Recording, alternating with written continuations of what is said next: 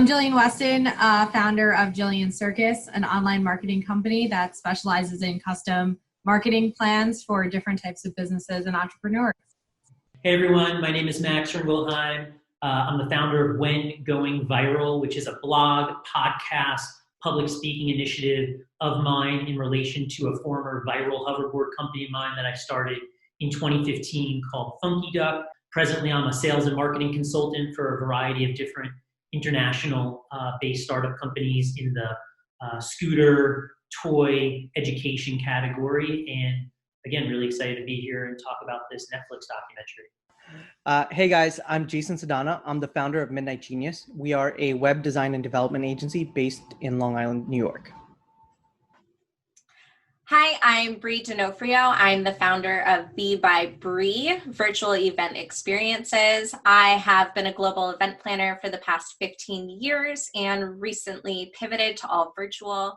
I work with social media influencers, entrepreneurs, industry experts, and I'm really excited to be here today. All right, everybody, we are going to kick off this panel with our first question. When did you first start using social media? Jillian, can you get us started? Yeah, I first started using social media when I picked up a MySpace, I think, when I was 14 in 2004, maybe. And then I was invited via a friend from high school to join Facebook a little bit later, probably in 2006. And I started using social media from then on. Jason, how about you? So I started using Friendster when it first came out. That was my first experience with social media. And then when Facebook finally became available at my college, I jumped right on it and then haven't left since. How about you, Max? Yeah, I started using social media in 2006, 2007. It was my junior and senior year of high school. And ultimately it was just like using it to communicate with friends, share some different photos. Nothing really too crazy, given also, at the time, there was only like a limited amount of functionality even with Facebook. But that was the first social media platform that I had jumped onto in 2006. And probably created my Twitter account in like 2008 or 2009, shortly thereafter. Let's go into a little bit how social media has changed over the years. I think is directly correlated with how technology has evolved over the years. And what was really interesting was, midway through the Social Dilemma Netflix documentary, they talked about like the crazy uptick in hockey stick growth that's taken place with like computing power and how much more powerful computers have gotten over the last 20, 30 years.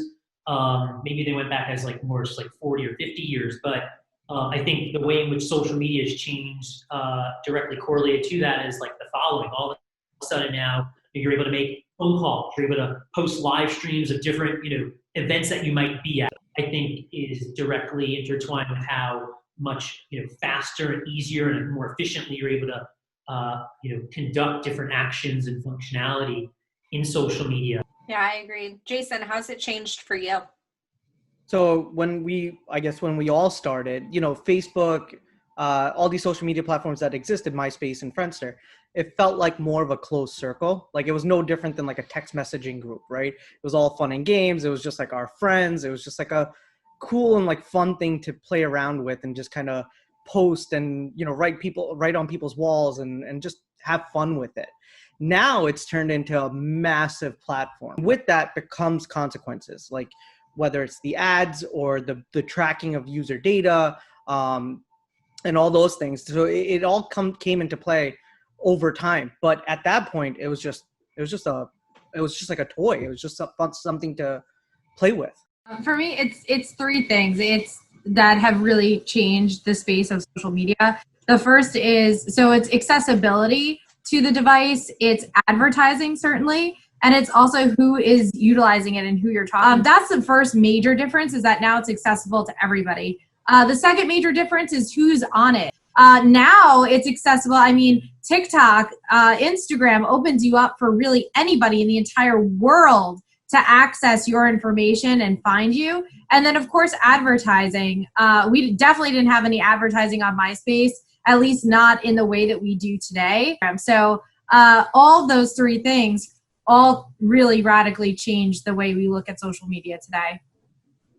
I'm really glad that you brought up, Jillian, about almost the limitations that we had before. Back then, our friends on social media were our friends, the people we knew in real life, not people you have never met before, or that you put a single comment on and the next thing they're adding you as a friend. And that's the word, right? It was only just my direct life, my inner circle that was just being moved onto the internet. Yep. So I don't know about you guys, if you agree or disagree with that. Kept that connection going, which was great, which used to be thought of as dangerous when I was a kid. That was like scary to meet an internet friend, but now it's the norm. Yeah. Really good point about that. So I no longer use Facebook or Instagram or Twitter or Snapchat or TikTok just for connecting with friends, right? I use it for news and updates, trying to figure out what's going on in the world. Then also, just for business, like connecting with people, using Messenger, like the way Max said it. Jillian, how about you with your social media use? I often come across clients who complain that they feel completely overwhelmed by social media. They feel like they are at a constant, they're being constantly pulled to answer messages and to answer them immediately. And I feel that as well. I feel this expectation or this level of expectation to answer something quickly and immediately, which I don't feel is appropriate. Yeah, I can definitely relate to that as well.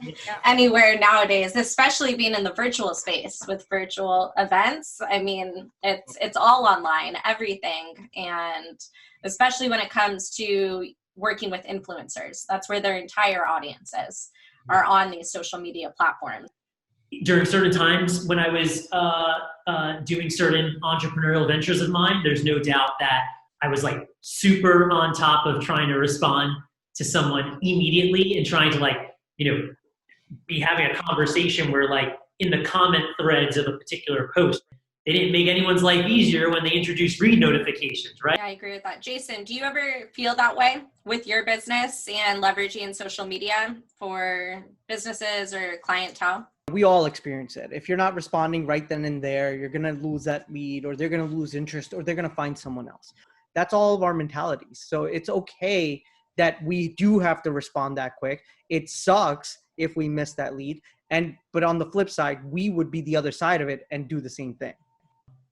What you just referred to gets brought up a bunch in the movie, right? Which is like instant gratification. So it's like instant updates that you just referred to, right? Is like more or less to me like getting instant gratification of, said price point on a particular product, or do you have it in stock or not have it in stock, or I'm going to go to a competitor. About how what you just said relates exactly to that, and then how these companies are just continuing to just suck your mind in more and more and more because of the beauty of it, right? So 5G is going to make it worse. It's going to get even faster. Yeah. It's going to be faster than instant. Yeah. I also think there's a difference between messaging like a big brand and a product versus messaging a personal, service provider or, like an individual person. And then the level of anger, I think, is a big problem. We only have so much time, so much capacity, so much wherewithal, and we have to prioritize our time. We have to make sure that we're answering people in the right order. And I don't deserve anger for not answering that message, nor does anybody. Totally. Can you share about your experience with going viral? I had a chance to go viral in 2015. It was with a super popular hoverboard company called Funky Duck that I had started out on Long Island, New York, with a small team, 2 roommates of mine. On my front, going viral and this term virality has like affected my life, and it's kind of turned me into the person who I am today. There's no doubt about it. Reason being is because when you have this experience of like literally creating a global product phenomenon and having the #1 hoverboard brand in the world just skyrocket in popularity, do millions of dollars in business in a matter of weeks, aggregate hundreds of thousands of followers on social media in a matter of weeks, and then come crashing down 14 months later that is just a life-changing type of experience that today, the way in which it shaped me today is I just genuinely love to share the story of this hoverboard company of mine, this business of mine, this fascinating entrepreneurial story that I had the chance to experience firsthand. Yeah, that's great. Jillian and Jason, with your experience and expertise in the social media world, what has been your experience either with virality directly or indirectly? Going viral is nothing new. We coined the term when social came out because distribution for content opened up, right? Back in the day when you had to go viral, you would have to rely on news and magazines and print, radio and all of that, right? Like there was this one instance where some family told the news stations that they put their kid in a balloon and the balloon went up in the air. So everybody came out like, oh my God, what happened? And then it turned out that the kid was actually in the closet and they were just lying about the whole thing. But they wanted to go viral, right? And back in the day, pre-social media. So it's nothing new. This stuff always, it's just a repetition of human behavior. 9 out of 10 times, right? You're not actually going to experience the type of like viral growth or amount of traction that you're hoping to gain from it, right? And it's a reason why these enormous companies, small and mid-sized companies, essentially try as much shit as possible and see what sticks, and see if one of these cool, unique, out of the box creative campaigns can trigger the type of viral coefficient, as they refer to it sometimes, that would help spearhead this business or create the type of growth or traction that they're trying to create. And ultimately, this concept of virality is now just being attributed across all different sorts of spectrums, whether it's like a piece of news, a piece of fake content, a silly hate campaign. Like that's where you're seeing now this trickle into as well. And that's where it can kind of begin to get a little dangerous. There's this massive value put on numbers. What you think some of kind of the key positives and key negatives social media has given us in our lives? I think there's one pretty obvious positive that oftentimes gets overlooked. Guess what? It's free. Yeah, I mean, the positives for me are certainly that, you're able to keep in touch. I mean, we have to say that this video would not have happened without social media. I wouldn't stay in touch with Max, Bree, how would we have ever met? That all of us wouldn't have collaborated without social media. I certainly wouldn't be able to keep in touch with my family in other countries. You're able to connect with other people that share similar interests. Also gives small business owners the opportunity to compete. It gives them the option to advertise for an affordable price that they can pay, when in the past, marketing, PR, has been extremely unaffordable and limited to only a certain number of people. That not just entrepreneurs, but also nonprofits, right?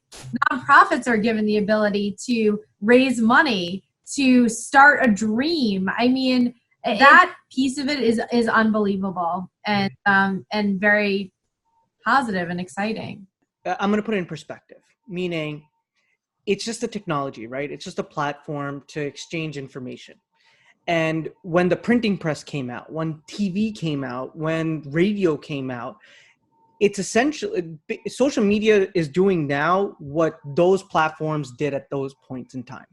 And as time progressed and as technology progressed, information moves super fast. And now we're at that age where it's pretty much instant. That's all that's happening. It's just repeating history. There's nothing really new in terms of behavior, the thought process. Oh my God, it's changing everything. Yeah, it's changing everything. But can you say that TV was bad for society or radio was bad for society or the printing press was?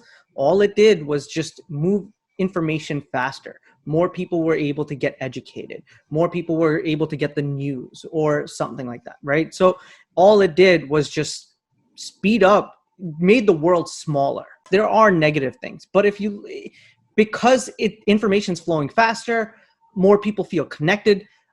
They did a study that back in the 90s, the average girl had about 2.5 friends. With social media and everything now, they did a study now, and it's about 4.5 friends. So it just made everything a little bit more connected. you could argue that it's hyper connected, but it's still better than the way it was before that. Right. So In that sense. Except now we have, more suicides amongst these younger girls, and that's an issue, right? So it's like, that's what the social dilemma highlights, and that, is certainly a negative, right? You have this like self-consciousness that's now taking place amongst these youngsters, and like, it was pretty damning and pretty like, upsetting. That's, I think it was like 151% from the previous 10 years is what, that, unfortunate statistic is, right? Of suicides amongst those younger children. So that was really crazy to hear and to put in perspective. Let's talk about that, because in the film, they do put a lot of focus, especially with the one main character, this teenage boy, and seeing the metaphorical user side of things with, there's an artificial intelligence character. The actor does a great job. He plays 3 different ones. We have the advertising AI, the growth AI, and the engagement AI, and they're all moving their buttons and all monitoring, his behavior to keep him engaged and do what they call growth hacking, right? Hacking his psychology to manipulate and influence his behavior and his social media use. And also how it relates to this younger generation and children having access to social media, their dependency on it, being this, what the film touches on, calling it a digital pacifier for them, and how it's affecting their psychology, right? yeah, I think it's all about moderation and just managing the situation, making them aware. As parents, I mean, the only thing that we can do is actually help our children make decisions, not make decisions for them. So just adding those value points of like, hey, if this happens, try to watch out, or hey, if someone's bullying you, don't respond to it, don't take it to heart or anything like that. So it's just a matter of an extra step that's being added as parents to parent our kids even better. That's all. Yeah, I mean, the thing that is a little difficult, right, Jason, is when like you've got a lot of that happening, let's say with a child, but the parent, doesn't have actual like insights into that taking place, right? The parent's not, directly seeing that same bullying message, right? So it's like creates this, potential window of time where you don't know what that younger child's like brain, how it's interpreting this said bullying statement, and what could potentially happen during that time period, right? And that gets really concerning. So that amount of the moderation, gets really challenging, I think. And I feel like there's something in addition to just speaking to the child that's needed. Would you agree or disagree with that? So these platforms are adapting to those circumstances, right? So Facebook came out with this Messenger just for kids, where the parents can actually, monitor the chat, see what's going on and all of that. To solve these problems that we're trying to solve, it's just a matter of taking it step by step, day by day, addressing these issues, and then just solving them. So my follow-up question to you then is, in the movie, they talk a bunch about how it is crazy to think that we're going to allow the companies that started these problems, right, are now going to be responsible for fixing the said problems that have come out of their platforms, given some of the misuse that's taking place that they didn't foresee. Are you content as a parent with putting the solution in their hands? Like, do you think these genius programmers are going to figure out a way to solve for these issues? Because the genius programmers that built these things that were featured in that documentary all were on the same page of that. They don't feel comfortable with that being the route. So I'm just curious what your opinion is on that. So the people are actually in control, not necessarily Facebook. Us as the market, we're actually in control of the platform. We just need to tell these companies, hey, we need this functionality, or we're having this problem. If enough people say that, they're going to go out and build it. Yeah, I'm a little concerned. Who else is going to regulate? Like, who else would regulate it? I mean, if it's not the people that created it, and it's not the people in the industry, then who? Then people who don't know anything about it, people who are in government, who are typically much older, who have never touched a social media site. How are they going to properly regulate what goes on social media if it's not even part of their everyday life or part of how they grew up or what they did. So who, if not the people who are programming it, then who would be responsible for making these rules? If not the people who developed it and not the people who make laws or rules typically, then who? Yeah, I mean, I get the feeling that, 50 years ago or 100 years ago when the car was created, let's just say, and rules and regulations had to be created around operating a motor vehicle, right? Like the same older people in government who didn't have any experience using a car, right? Like we're put in this particular position to figure out how are we going to come up with certain regulation. Yes, but in that circumstance, older people got cars before younger people. In this case, people are experts who are not in those positions. So you're talking about something where society got something that nobody knew what to do with, and those people had access to those things first. In this case, you're talking about those people not having access first and not being an expert and not really knowing. And there's a culture involved in this. I mean, every social media site has its own culture. It has its own vibe. It has its own people. It has its own reason for being. If you don't understand the difference between the culture on TikTok versus the culture on Facebook versus the culture on LinkedIn, how could you possibly make any sort of determination about how these things should be utilized? I don't feel that social media the way it is today is appropriate for children. I don't think that they should be on it or have access to it the way it is today. And I do feel that we absolutely need to put regulations in place as soon as possible to try to make it accessible. Would you think that if there was some repercussions that, a 14-year-old would receive, not from parent, but from, let's say, government, because a government stepped in and there was some mass agreement about, let's say you have to be over 16 to use it. Like, could that then all of a sudden, create some sort of paradigm shift of people not even caring about creating that fake account because they don't want to deal with those repercussions, right? If a 14-year-old just picks up a car and starts driving on the road and a cop pulls them over, they go to jail, right? That's why no one does that, right? So, is there something to be said about having some legitimate consequences in this arena of social media as you start to think about how to regulate? I feel like it's more like drinking, right? If you tell a 16-year-old not to drink, or the government saying, hey, the age limit is 21, you're still seeing 16-year-olds drink, right? There's going to be huge advancements in technology and steps in place where there's even less privacy to make sure that you're a certain age limit. I don't think the government can really regulate this. Yes, government got involved and created all these safety features, but right now, all these recalls that are done through the brands themselves. It's not government saying oh, this part's not safe, or they're not going into it and doing all that. The companies are deciding, okay, this is not a safe thing that we built, so we're going to recall it without any interference from anybody or anybody else telling us hey, you need to do it. They're doing it themselves.